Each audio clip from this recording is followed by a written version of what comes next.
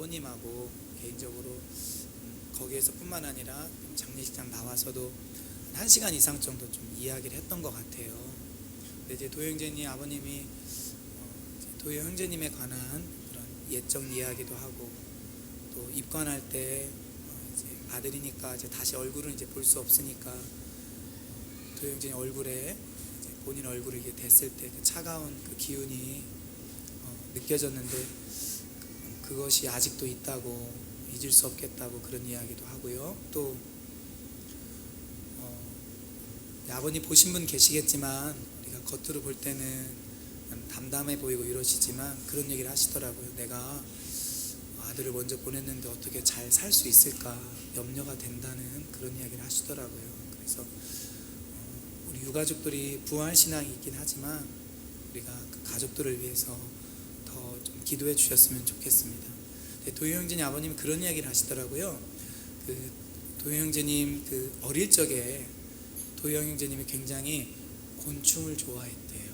예, 그러면서 사실은 거의 한 30년 전 일일 수 있잖아요. 근데 이제 곤충을 아주 좋아했다고 하면서 아버님이 이제 그 기억이 이제 생생히 나신다고 이야기를 하더라고요. 사실 자녀들은 부모님과의 추억을 많이 있습니다. 예, 또 어릴 적이라 기억이 잘 안 나는 부분도 있지만, 그러나 이제 부모님은, 부모님이 되신 분들은 아실 거예요.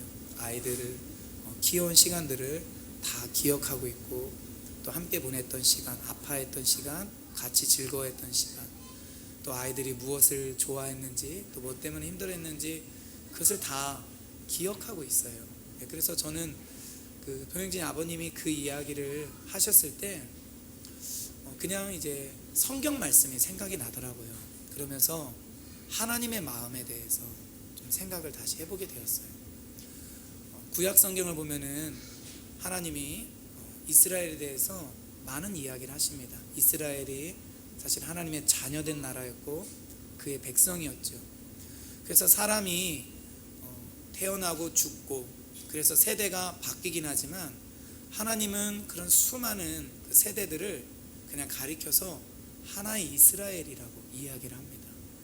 그래서 현재의 그 이스라엘의 모습을 보면서 하나님이 기뻐하실 때도 있고 마음 아파하실 때도 있지만, 특별히 이스라엘 백성들이 하나님을 버리고 우상 숭배를 할 때에는 하나님께서 지금 너희들이 나를 떠났다 이야기하는 것에서 그치는 것이 아니라, 과거에도 너희들이 나를 떠났었고, 너희들이 어릴 적에 신혼 때 내가 너희를 불렀는데 너희들이 나를 거역했다, 나를 버렸다라고 이야기를 하십니다.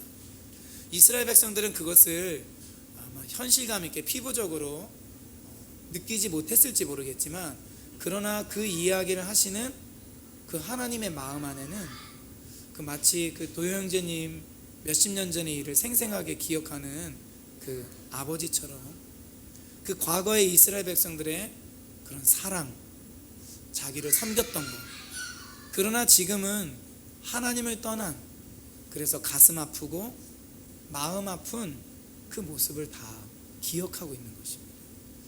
근데 마치 아까 말씀드린 것처럼 육의 부모님에 비해서 육의 자녀들이 그 부모의 그런 사랑과 함께 하였던 그 슬픔과 아픔들을 잘 모르듯이, 사실은 하나님의 백성들이 하나님의 마음을 온전히 잘 모르는 것 같아요. 우리도 잊어버리게 되고, 과거에 나를 향해 가지셨던 하나님의 마음과 지금 나를 향해 갖고 있는 그 하나님의 마음이 무엇인가, 이 부분에 대해서 많이 놓치는 것 같습니다. 그래서 그 부분을 곰곰이 생각하고 주님 앞에서 정말 깨어서 바라보지 않으면은 하나님의 마음을 모른 채 신앙생활을 하는 거예요. 하나님의 마음을 모른 채 내가 예배 드리고, 하나님의 마음을 모른 채 봉사도 하고 그럴 수 있는 것입니다. 그래서 하나님이 우리에게 늘 우리의 마음을 일깨우시는 것 같아요. 우리의 그 첫사랑, 첫마음, 그리고 우리의 그 과거에 대해서 돌이켜보라라고 이야기를 하시는 것 같습니다. 오후에 이제 못 하시는 분들도 이제 계시긴 하시지만, 거의 대부분들이 성도님들이 우리가 사모하는 건강한 교회라는 책을 가지고 오늘부터 이제 나눔을 가질 텐데, 그 일과 내용도 그렇습니다. 그 에베소 교회를 향하여, 그 에베소 교회가 약 이제 사도 바울에 의해서 개척이 됐고 그 편지를 받을 때쯤이면은 40년 정도의 시간이 이제 지난 뒤인데 첫사랑을 버렸다라는 것입니다.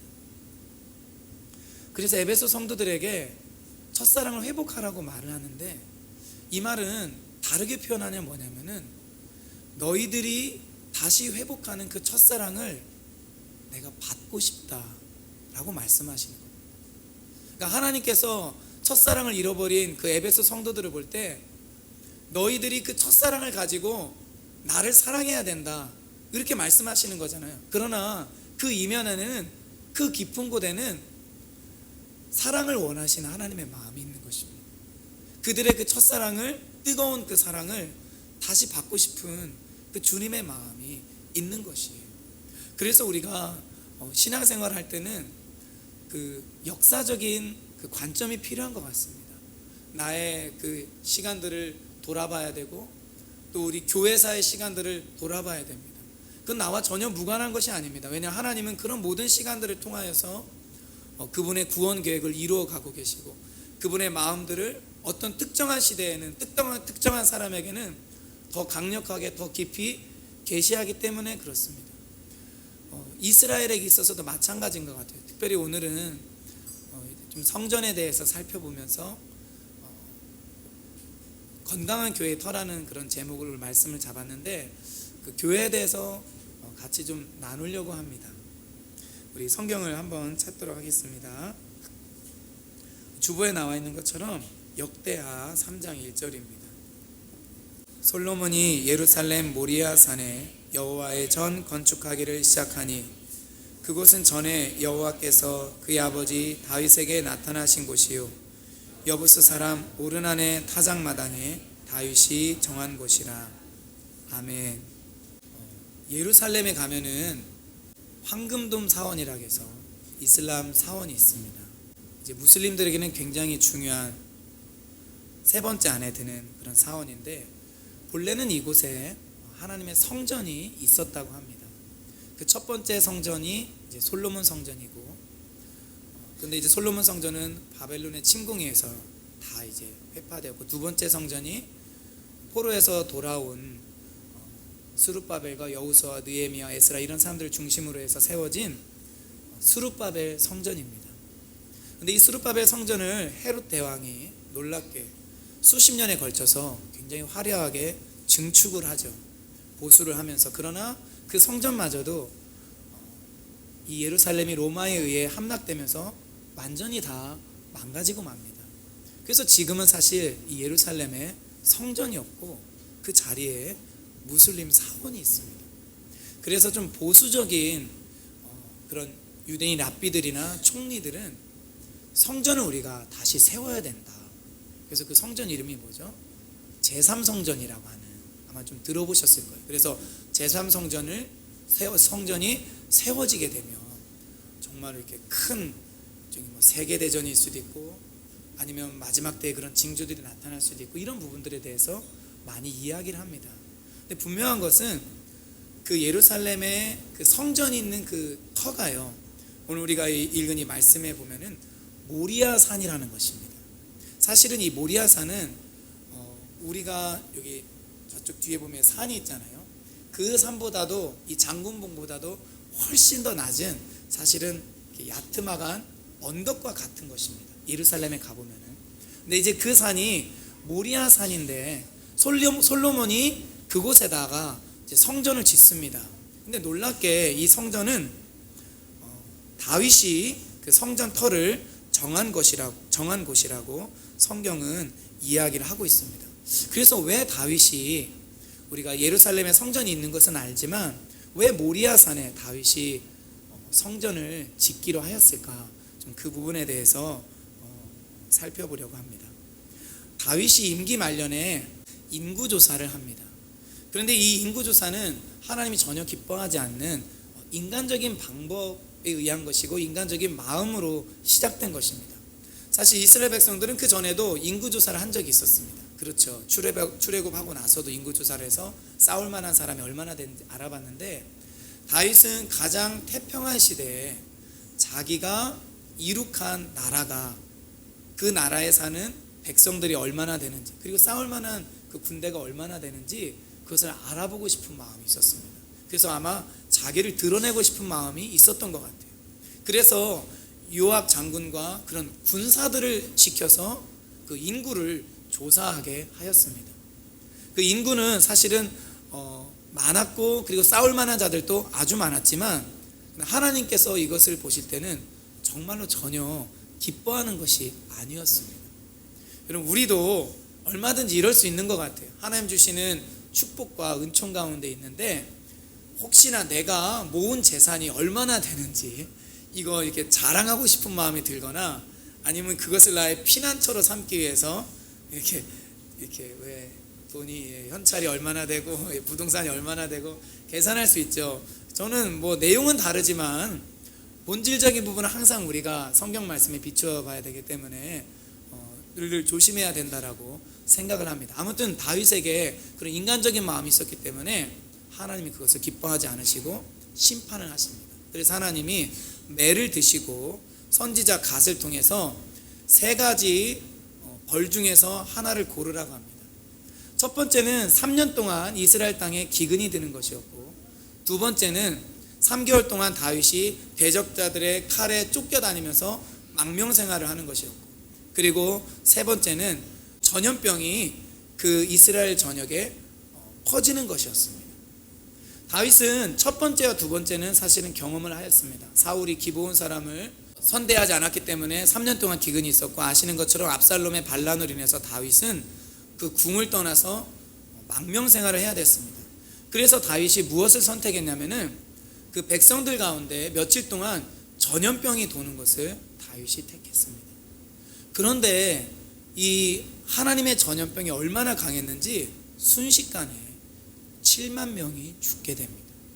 그리고 그 심판의 칼을 든 그 천사가 그 예루살렘에 나타났고, 그 예루살렘의 그 모리아 그 산에, 오늘 우리가 읽은 성경 본문에 나오는 그 오르난의 타작마당에 나타나는 것을 다윗이 보게 되었습니다.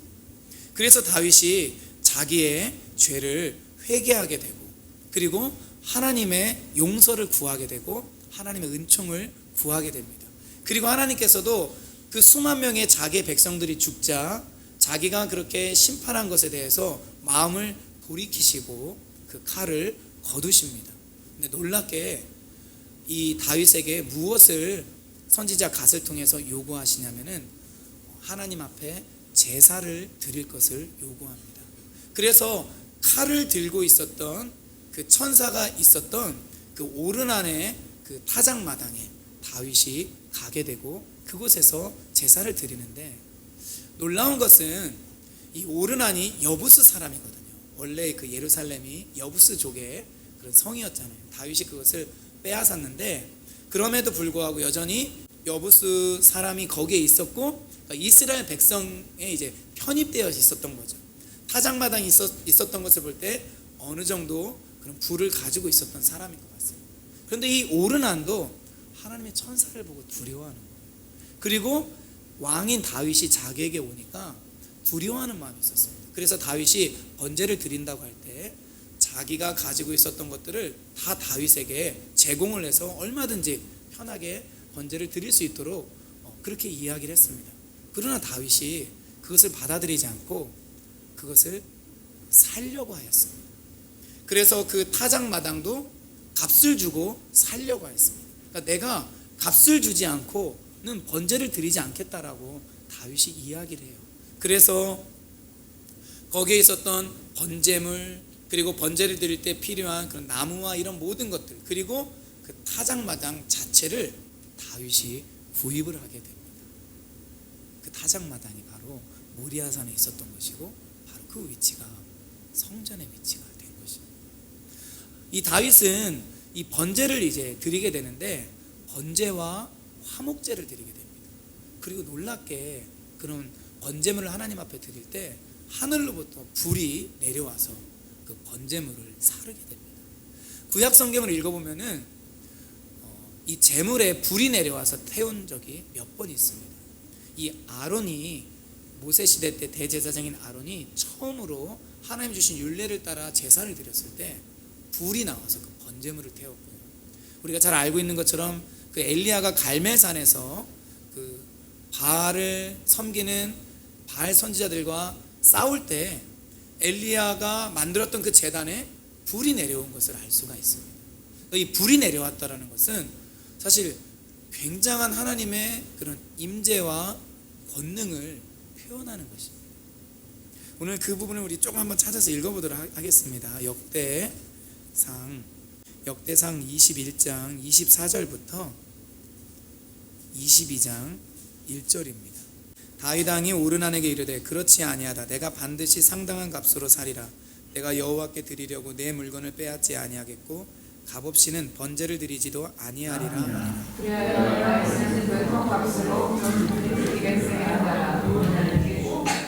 다윗이 거기서 여호와를 위하여 제단을 쌓고 번제와 화목제를 드려 여호와께 아뢰었더니 여호와께서 하늘에서부터 번제단 위에 불을 내려 응답하시고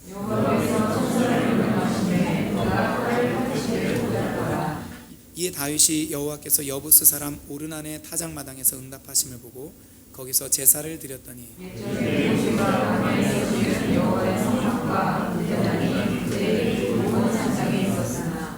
다윗이 여호와의 천사의 칼을 두려워하여 감히 그 앞에 가서 하나님께 묻지 못하더라. 다윗이 이르되 이는 여호와 하나님의 성전이요 이는 이스라엘의 번제단이라 하였더라. 아멘. 이 말씀에 보면은 불로써 응답하신 하나님을 다윗이 경험합니다. 그러나 다윗이 기브온으로 가지는 못하였습니다. 그 당시 기브온에 뭐가 있었냐면은 성막과 번제단이 있었습니다. 법궤는 예루살렘에 있었지만 기브온에는 성막과 번제단이 있었습니다. 그러나 다윗이 하나님의 천사의 칼을 두려워했기 때문에 기브온까지 갈 생각을 하지 못했고 무엇보다도 현재 다윗이 번제를 드리고 있는 그 오르난의 타작마당에서 하나님이 응답하신 것을 경험합니다. 그러니까 다윗이 오르난의 타작마당에서 무엇을 경험했습니까? 자기가 하나님 앞에 깊이 범죄한 것을 깨닫게 되었고요. 사유하시고 용서하신 하나님의 용서를 경험했습니다.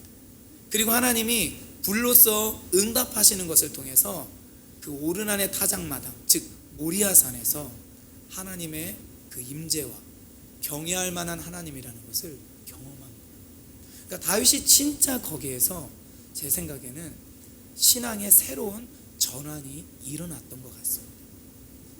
그렇기 때문에 바로 그 역대상 22장 1절에 뭐라고 고백하냐면은 다윗이 이르되 이는 여호와 하나님의 성전이요 이는 이스라엘의 번제단이다 라고 고백을 하는 것입니다.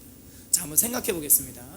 다윗은 사무엘하를 초반부 읽어보면은 6장의 그 전에 이미 내가 하나님을 위하여 성전을 짓고자 하는 마음이 있었습니다. 그러나 성전의 터는 정하지 못했습니다. 근데 다윗이 이 사건을 겪고 나서 내가 성전을 나는 아니지만은 나의 아들이 성전을 지어야 될 그 터는 바로 이곳이구나 라고 다윗은 깨닫게 된 것입니다. 그러므로 우리가 이 성전이라는 건 뭐냐면은 하나님을 경외하고 하나님을 만나고 죄 용서함을 경험하는 자리잖아요. 성막의 자리도 그러했고 우리가 새롭게 되는 그런 자리인데 바로 그것을 경험하는 자리가 성전이 들어가는 그런 자리라는 것을 다윗은 보게 되었던 것입니다. 오늘날 우리도 이제 나중에 이제 성전은 이제 그 의미가 바뀌긴 하지만 우리가 오늘날 성전을 세우기 위해서는 우리가 하나님 앞에서 믿음의 성전을 세우기 위해서는 정말로 뭐가 필요하냐면요, 우리가 죄를 깨닫는 그 은혜가 필요합니다. 진짜 이 은혜가 필요한 것입니다. 무엇보다도 이 다윗이 깨달은 건요, 자기가 잘못한 죄에 대한 깨달음도 있었지만은 자기의 죄로 인해서 양이라고 표현을 하는데 그의 백성을, 자기의 백성 수만 명이 죽는 그 아픔을 경험하게 되었습니다. 즉 자기 때문에 다른 사람이 심각하게 고통당하고 아파하는 것을 다윗은 보게 되는 것입니다. 그래서 그 장면을 보고서 거기에서 다윗의 마음이 완전히 깨어지게 되고 자기가 하나님 앞에서 큰 죄를 지은 것을 경험하게 된 것입니다. 그리고 거기에서 하나님의 용서를 체험하게 되었습니다. 오늘 우리에게도 이런 은혜가 있었으면 좋겠어요. 죄를 깨닫는 것은 수치가 되거나 부끄러운 것이 아닙니다. 물론 사단은 처음에는 그것을 정죄감을 가지고 우리에게 장난을 치기 때문에 죄 고백을 하지 않도록 하고, 그리고 상대방의 아픔을 잘 느끼지 못하도록 합니다. 그러나 하나님께서 우리에게 죄에 대한 깨달음을 주실 때는요, 나와 하나님과 1대1의 관계가 아니라, 그뿐만 아니라 내가 상대방에게, 나의 주변에 있는 사람들에게, 가족들에게, 또 일터에 있는 사람들에게, 심지어 우리 교회 안에서조차 다른 사람들에게 내가 얼마나 아픔을 주었는지를, 그것을 하나님께서 보게 하신다는 거죠. 우리는 이렇게 생각할 수 있어요. 내가 그렇게 나쁜 사람이 아니고, 그쵸? 예. 제가 볼 때도 저나 우리 성도님들이나 다 선한 길을 따라가려고 하기 때문에, 또 누구에게 심각한 그런 잘못을 하지 않은 것처럼 느껴질 때가 있습니다. 그러나 그것은 우리의 이성과 우리의 생각에 갇혀있고 제한되어 있기 때문에 그렇습니다. 정말 성령님께서 우리에게 죄를 깨닫게 해주시고, 우리 안에 있는 그런 이기적인 말이나 행동이나 방식으로 인해서 다른 사람에게 상처와 주고 아픔을 준 것을 깨닫게 해주시면요, 여러분, 그때는 다윗과 같은 회개를 우리가 할 수 있는 것입니다. 나 때문에, 나의 출발도 나의 이기적인 그런 죄에서 출발했지만은 나 때문에 다른 사람이 정말 아파하고 힘든 시간을 가졌구나, 그것을 우리가 볼 수 있게 된다라는 것입니다. 우리에게 저는 이 은혜와 이 은총이 있을 수 있기를 정말 주님의 이름으로 축원합니다. 다윗이 이것을 깨닫고 하나님의 용서를 받았기 때문에 매일, 그리고 아주 중요한 6월절, 77절, 그리고 장막절과 같은 그런 절기에 이스라엘 백성들이 모이고, 또 수시로 수없이 많은 그 제물을 드리는 성전이 어떤 곳이 되어야 되는지 알았던 것입니다. 여러분, 참 성전은요, 그런 죄의 진정한 깨달음과 고백과 하나님의 그 용서하심이 나타나는 곳이 바로 성전입니다. 그래서 다윗은 그 오르난의 타작마당을, 모리아산을 성전 삼기를 기뻐하였던 것 같습니다. 근데 여러분, 그 모리아산 하면 또 생각나는 인물이 있지 않습니까? 구약 성경이 모리아라는 이 지명이 2번 나타나거든요. 처음 읽었던 역대하 3장 1절에 나타나고, 그리고 또 하나 나타나는 곳이 바로 창세기 22장, 아브라함이 이삭을 드렸던 그 산이 모리아산입니다.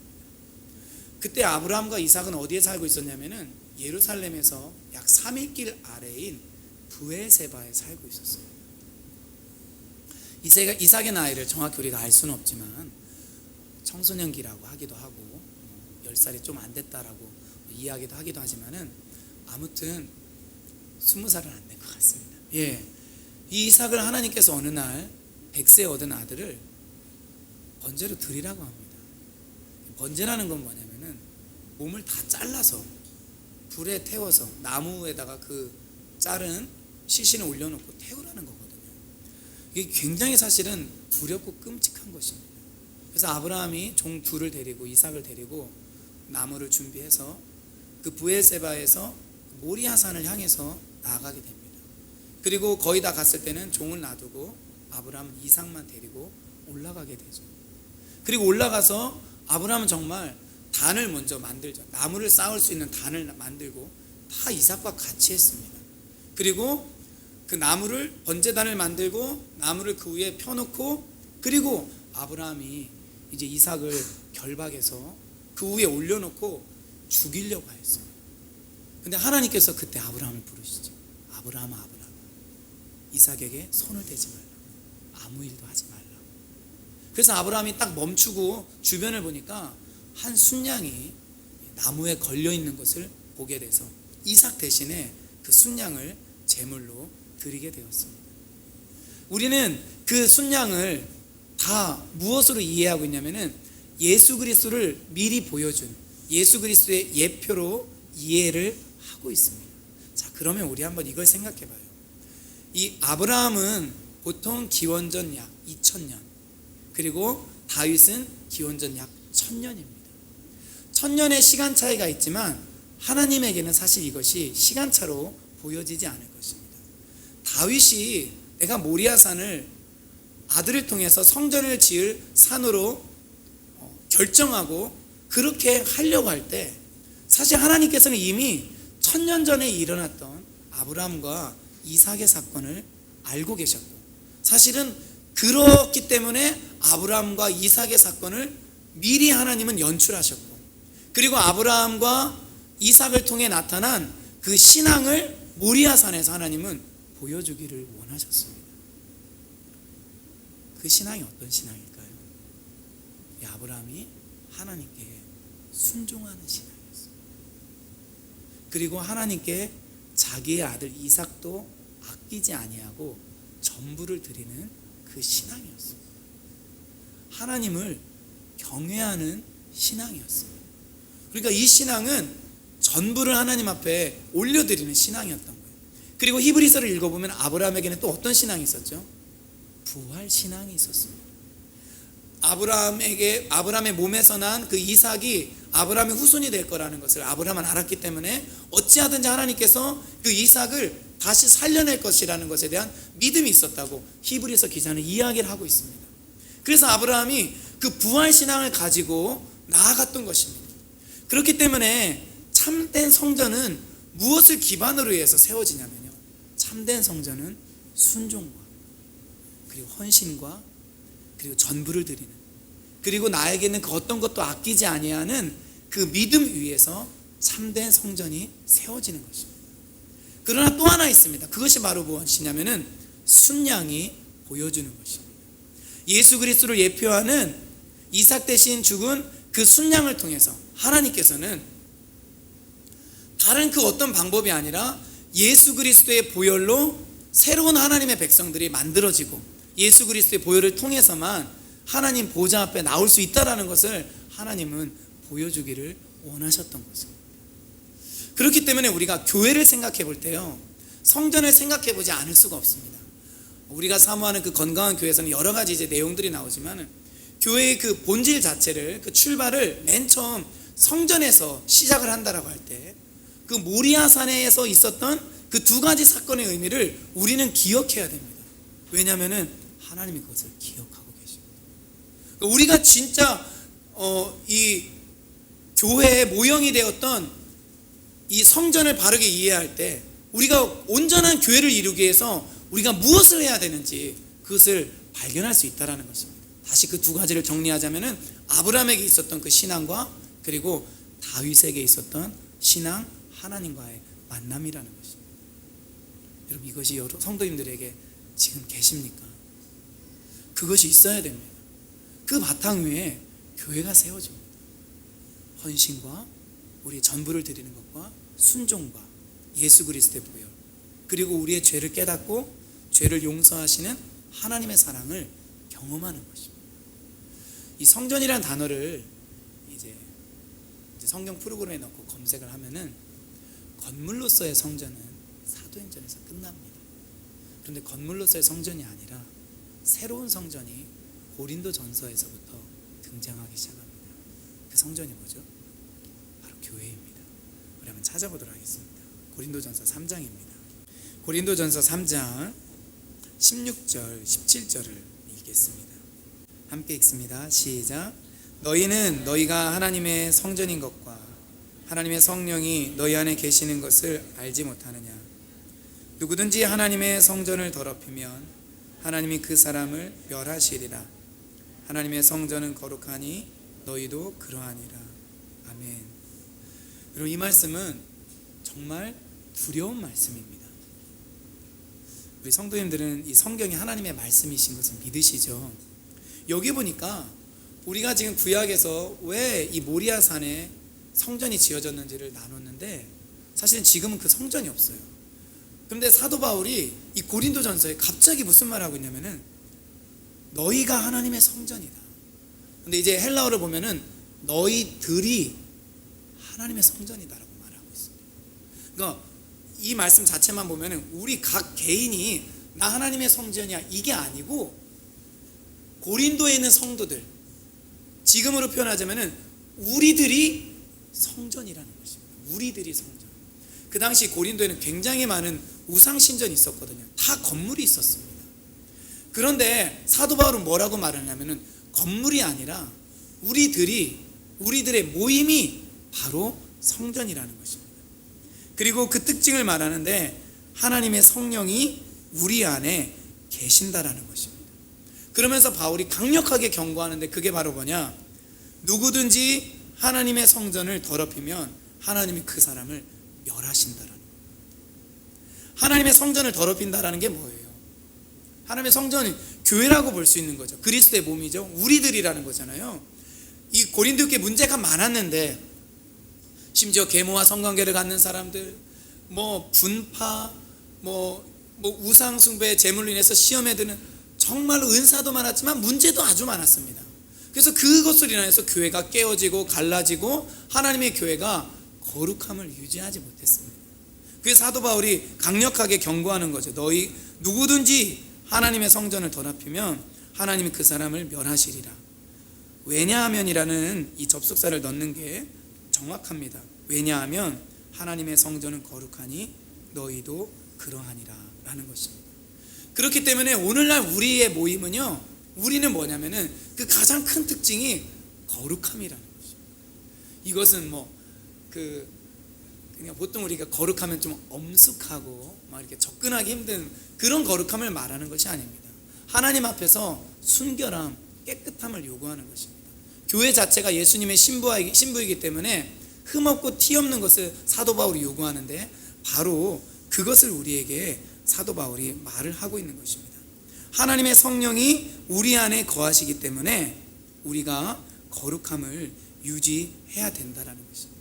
그러니까 신약의 그 교회에 하나님이 요구하시는 것이 바로 이것입니다. 우리 고린도전서 6장을 한 군데만 더 찾아보겠습니다. 고린도전서 6장 18절에서 20절입니다. 음행을 피하라. 사람이 범하는 죄마다 몸 밖에 있거니와 음행하는 자는 자기 몸에 죄를 범하느니라. 너희 몸은 너희가 하나님께로부터 받은 바 너희 가운데 계신 성령의 전인 줄을 알지 못하느냐. 너희는 너희 자신의 것이 아니라 값으로 산 것이 되었으니 그런즉 너희 몸으로 하나님께 영광을 돌리라. 아멘. 여기 역시 몸도 복수입니다. 물론 이 몸은 개인에게 붙어있는 몸이기 때문에 개인이 음행의 죄를 피해야 되겠죠. 그리고 이 문맥을 살펴볼 때 개인 한 사람이 성령의 전인 것을 우리가 발견할 수 있게 됩니다. 그러나 분명한 것은 우리는 공동체이고 주님의 하나된 몸이고 그리고 우리 몸을 통해서 하나님께서 이루고 싶은 그 일들이 있다라는 것입니다. 그래서 우리의 신앙 안에는 항상 뭐가 있어야 되냐면요, 공동체가 있어야 돼요. 다른 사람에 대한 관심과 배려가 있어야 됩니다. 우리 가정이 하나님 앞에 잘 서 있다 할지라도 우리 공동체를 우리는 생각하고 공동체 멤버들 때문에 아파해야 되고 또 우리가 구원할 수 있는 다른 사람들 때문에 상한 마음을 가지고 나가야 됩니다. 우리는 내 코가 석자라는 이런 그런 속담에 속아서는 안 됩니다. 물론 우리 코가 석자일 수도 있죠. 그러나 우리는 그리스도의 몸이기 때문에 이 안에서 구약의 성전이 설 수 있도록 했던 그 의미들을 그대로 간직한 채 거룩한 예수 그리스도의 몸을 우리가 함께 유지해 나가야 됩니다. 여러분, 그럴 때 하나님께서 기뻐하시는 그 강력한 교회의 터가 저는 세워진다라고 믿습니다. 그리고 그런 터가 세워지게 될 때 비로소 하나님께서 우리 가운데서 행하시고 싶은 그 일들을 하실 수 있다라고 저는 믿습니다. 어제 ESF 예배를 이제 드리다 보니까 이제 오랜만에 본 분들도 있고 막 이래요. 그래서 이제 저한테 교회 안부를 이렇게 물으시는 분도 계셨고, 특별히 막 이제 어떤 한 분은 저한테 오셔서 누구누구는 잘 있고 누구누구는 잘 있고 누구누구는 잘 있고 그렇게 많이 물어보시더라고요. 그래서 누구누구는 어떠하고 누구누구는 어떠하고 누구는 어떠하고 이렇게 이야기를 했습니다. 근데 이제 제 마음 가운데 이제 바라는 소망은 뭐냐면은 우리가 예수 그리스도 안에서 분명한 것은 발전해야 된다는 것입니다. 아멘. 교회가 성장하고 하나님 앞에서 그 역할을, 사명을 감당해야 된다는 것입니다. 저 성도님들이 이것에 다시 한번 저는 힘을 썼으면 좋겠어요. 그래서 이것은요, 누가 잘하면 되겠다 이거 아닙니다. 내가 정말로 몸된 교회를 위해서 할 수 있는 일이 무엇인지 생각해 봐야 됩니다. 그리고 적극적으로 우리가 나가야 됩니다. 어제 그 도영재님 장례식 가보면 이제 어느 그 상제처럼 이렇게 돼 있어서 도와주시는 분들이 있습니다. 근데 그럼에도 불구하고 우리 교회나 아니면 이제 그쪽 교회에서 몇몇 분들이 같이 도와줍니다. 저는 그걸 보면서 무슨 생각이 들었냐면은, 일하는 사람이 있기 때문에 내가 도와주지 않아도 그분들이 다 합니다. 그러나 내가 그 속에서 도움을 주려고 하면은 일이 있나요, 없나요? 있습니다. 그래서 더 풍성해집니다. 그곳에서 사람들, 가족들이 힘들어 할 텐데, 이런 생각이 들어서 우리가 좀 가만히 있을 수도 있지만 주님 앞에 물으면서, 하나님, 제가 이 장례식장에서 무슨 역할을 할 수 있을까요? 제가 누구에게 위로가 될 수 있을까요? 이렇게 물으면은 또 그렇게 하나님께서 우리를 인도하십니다. 제가 그 아버님하고 그렇게 좀 오랫동안 이야기할 수 있었던 이유는 제 마음 가운데 좀 그런 마음이 있었어요. 제가 아버님과 좀 이야기를 나누고 싶은 마음도 있었지만, 하나님, 제가 아버님에 가서 이야기를 나누고 싶은데 하나님, 아버님에 대해서 갖고 있는 마음이 무엇인지 저에게 좀 가르쳐 주세요. 제가 이렇게 물어봤을 때 하나님이 저에게 그 마음을 알려주셨어요. 그래서 제가 아버님에게 가서 그 마음을 나누고 하나님의 마음을 나눴을 때 아버님이 굉장히 그 마음을 열고 대화를 이렇게 기꺼이 하시더라고요. 그래서 제가 그걸 보면서 느꼈어요. 교회도 똑같을 수 있구나. 저는 목사고 또 성도님들 여러분들이 여러 그 직분을 갖고 일을 감당하시죠. 그러나 그것이 전부가 아닙니다. 그냥 주일날 예배만 드리시는 분도 있고 또 일을 하나 아니면 2개 이상 맡으신 분들도 있죠. 그러나 정말 우리가 이 교회를 교회답도록 하기 위해서는 내가 먼저 관심을 가지고 주님의 일을 해야 됩니다. 섬겨야 됩니다. 다른 사람에게 다가가야 됩니다. 친구가 돼야 됩니다. 그리고 내가 할 수 있는 일들을 하고 그 사람의 친구가 되어주고 같이 하게 될 때 교회 분위기가 저는 완전히 달라질 수 있다고 믿습니다. 그리고 하나님께서 그러한 것들을 통하여서 우리 모임 가운데 기름 부어주시고 역사하신다라는 거죠. 그럴 때 우리뿐만 아니라 다른 사람들에 대한 기대치가 생기게 됩니다. 우리 예배에 대한 기대감과 우리 모임에 대한 기대감이 있기 때문에 다른 사람들도 우리 모임에 와서 진짜 하나님을 만날 수 있고 주님이 얼마나 아름다우신 분이신지 좋으신 분인지 경험할 수 있겠구나라는 것에 대한 그 마음이 생기게 된다는 거죠. 그래서 우리가 이런 교회를 꿈꾸면서 다시 한번 나아갈 수 있기를 바라고요. 우리 목장 소그룹별로 그 책을 가지고 공부하실 때, 나누실 때 정말로 진지하게, 그리고 우리 교회가 그렇게 되기를 소망하는 마음으로 나누시면서 큰 은혜가 있기를 예수님의 이름으로 축원합니다. 아멘. 우리 함께 기도하겠습니다.